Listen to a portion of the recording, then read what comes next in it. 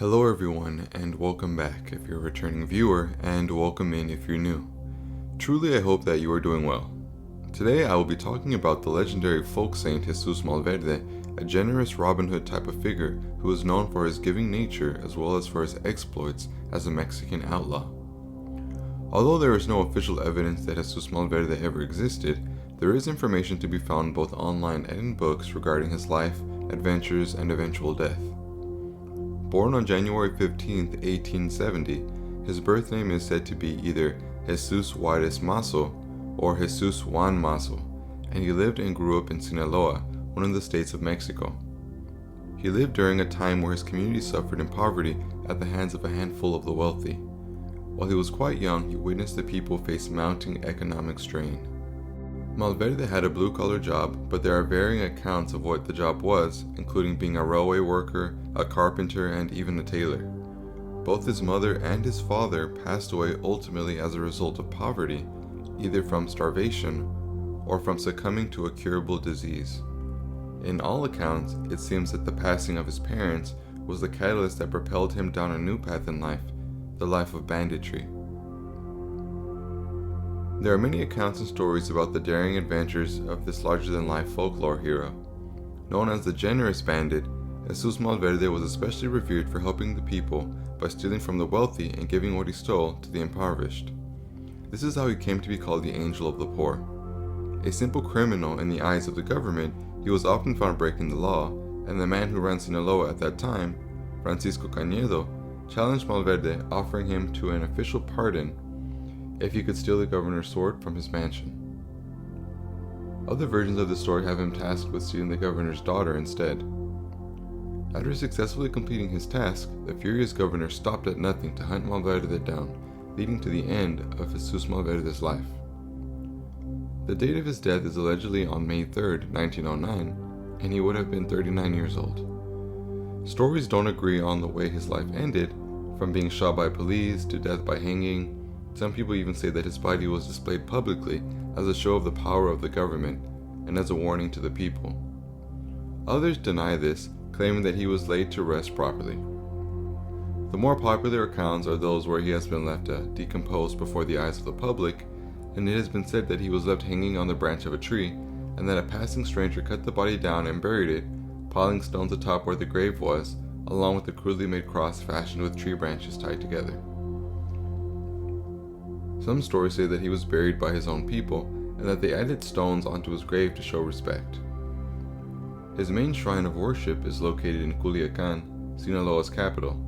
Many people journey to this place of sacredness to show devotion and to make petitions to Malverde, as he is seen as a man of the people, and someone who was relatable to the blue-collar workers and those who struggled with poverty, handicaps, and the dangers of living in a crime-ridden area. His original shrine was torn down, which caused a lot of backlash amongst the locals, and eventually a new shrine was built nearby on a plot of land. His feast day is on May 3rd, the same date that he allegedly died, and great parties and feasts are held in his honor.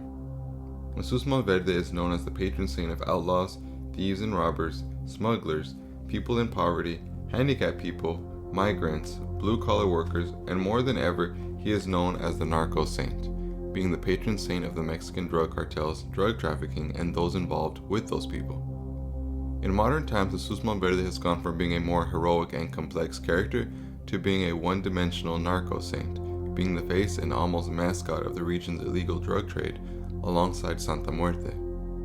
He was known to be an outlaw as well as one who gave to the community, and also as a folk saint who is not one to judge those who pray to him.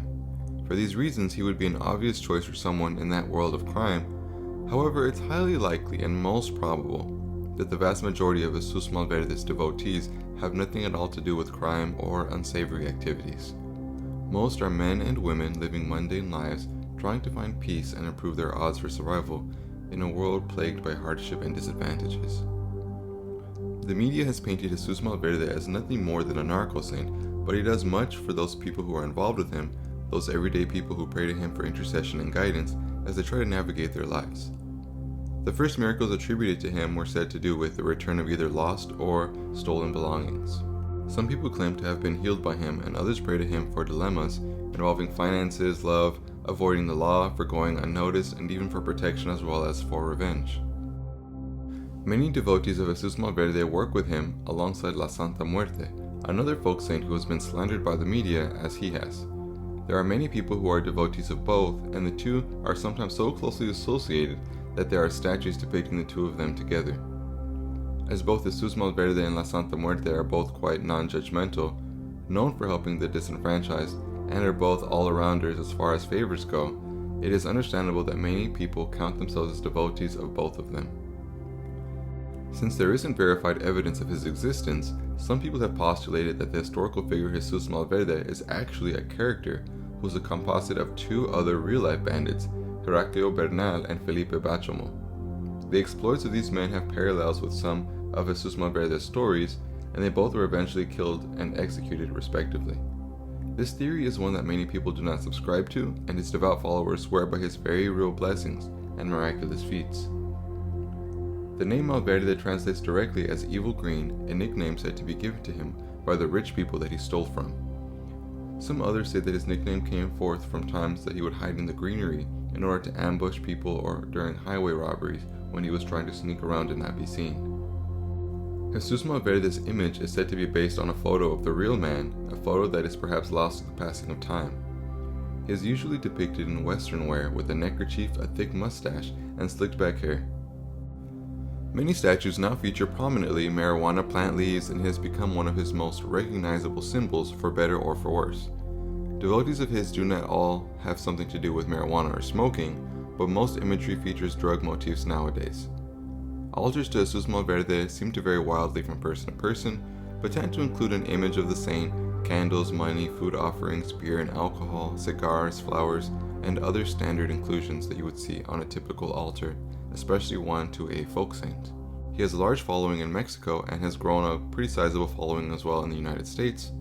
He has grown in popularity with the passing of the years, and the color he is most often associated with is the color green, and most of his candles and scapulars are found in that color. Others say that they associate him with the colors white, black, gold, orange, and even rainbow. Most people pray to him for favors and blessings or protection, while others work with him in their magic.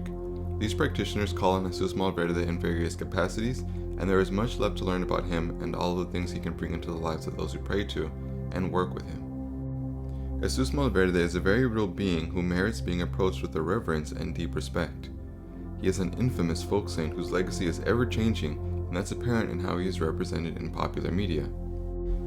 There are CDs devoted to him, comic books, and even as recently as 2021, there was a Malverde series on Telemundo that was dramatized soap opera version of his life story, with a whopping 80 episodes. He is very much still present in current times and is only growing with representation and notoriety. Online, you can buy Jesus Malverde shirts, caps, chains, candles, rosaries, prayer cards, prayer books, soap, posters that are perfect for framing, and almost anything you can think of. Jesus Malverde is so much more than the title Narco Saint. He is a legendary outlaw, the Generous Bandit, and the Angel of the Poor. I own a statue myself, and I think it's about time I light a candle before it. That was my video on Jesus Malverde. I hope that you found it informative and enlightening. If you enjoyed this video, then be so kind and drop a like. And if you aren't subscribed, then I'd suggest that you go ahead and do so, since it's free and there will be much more videos like this one, where this one came from. So, thank you so much for watching, and I will see all of you in the next one. Take care.